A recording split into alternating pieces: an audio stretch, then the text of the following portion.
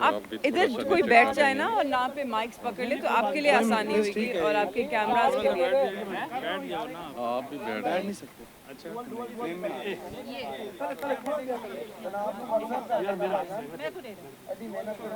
Okay, Q दे दें जब ready हैं। लोगों अपना ऊपर करो, थोड़ा ऊपर कर लो। ये सीधी है ना। जी स्टैंड पे भाई थोड़ी आगे हो जाए मैडम, थोड़ी सी आगे नहीं आया ना। थोड़ी सी आगे आ जाए।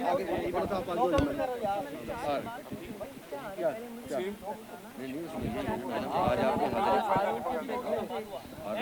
उन्होंने कोई जवाब नहीं दिया। उन्होंने कहा जी कि आगे चले आपके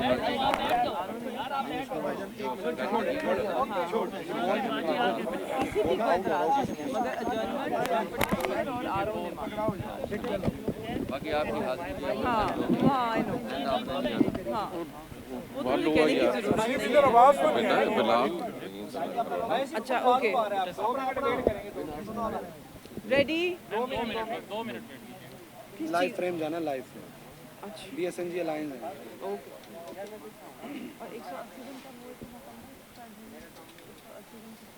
हो गया ना 8 फरवरी से आप आज तो 10 महीने हो गए। नहीं 180 दिन शुरू होते हैं ना जिस दिन ट्राइब्यूनल फॉर्म आज ही तेरे हाथ में कोई नहीं है? मार्च तेरे हाथ में है कोई फ्रेम? जुलाई अगस्त सितंबर उसको भी 2 मतलब उस पे भी 60 से ज़्यादा दिन ऊपर हो गए।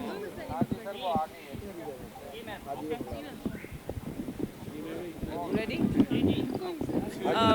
हसीब अपना लोगो पकड़ लो यार, नहीं आ रहा। रेडी।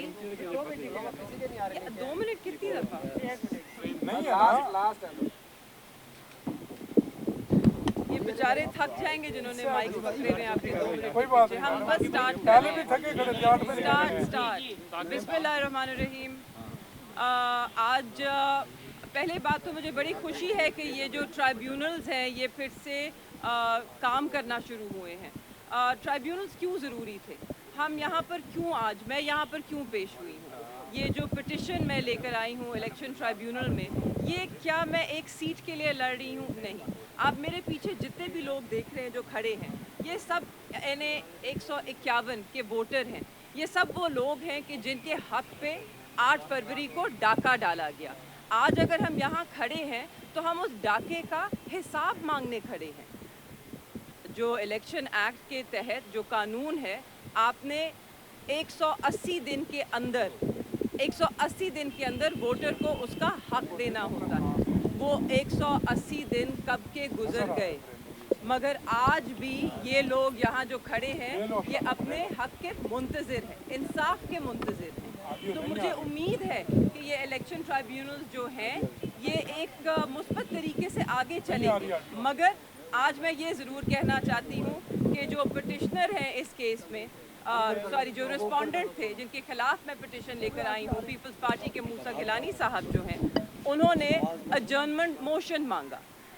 मुझे तो समझ नहीं आ रही है कि वो क्यों कतरा रहे हैं पेश होने से। इसका तो सिर्फ यही मतलब हो सकता है कि वो खुद भी जानते हैं कि उनकी जीत नहीं है, ये एक डाका है और इस डाके का हिसाब देने को वो तैयार नहीं है।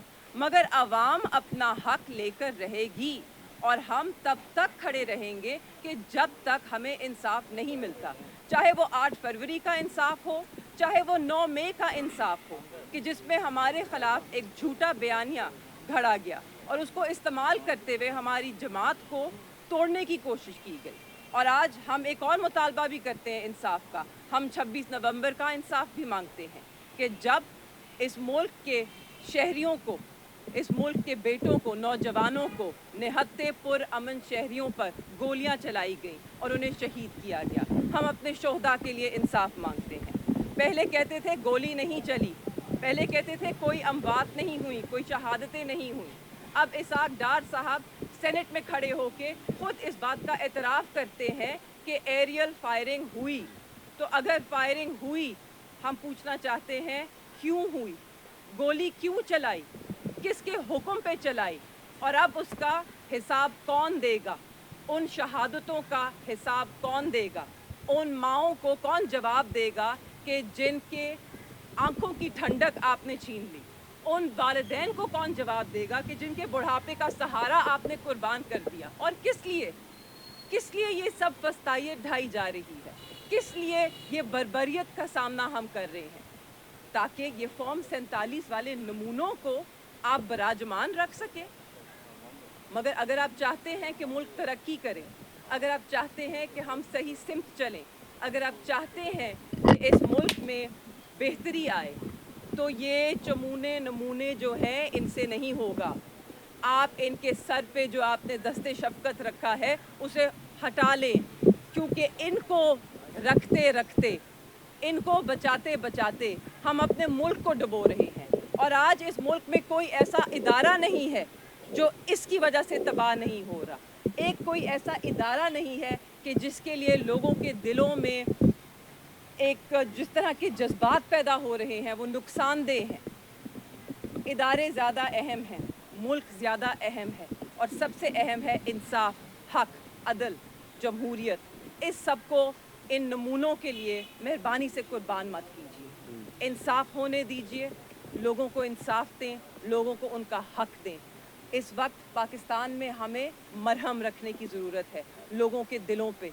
लोग दुखी हैं, लोगों की चादर चार दीवारी पामाल की गई है, लोगों का वोट छीना गया है, लोगों की आवाज़ें बंद की गई हैं, मगर फिर भी लोग सवाल पूछ रहे हैं, लोग इंसाफ मांग रहे हैं। तो मेरी गुजारिश है रियासत पाकिस्तान से कि अपने ही लोगों के साथ इस तरह नाइंसाफ़ी मत करें। शुक्रिया। Thank you.